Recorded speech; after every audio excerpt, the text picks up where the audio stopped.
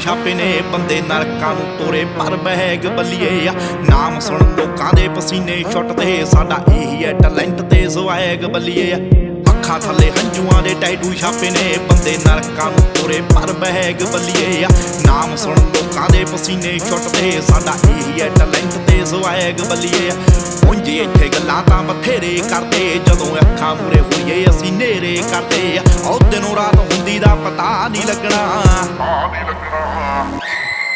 how ਡੈਵਲਾ ਦੇ ਨਾਲ ਨਾ ਤੂੰ ਖੇਡਣਾ ਕਰੋ, ਵਾਰ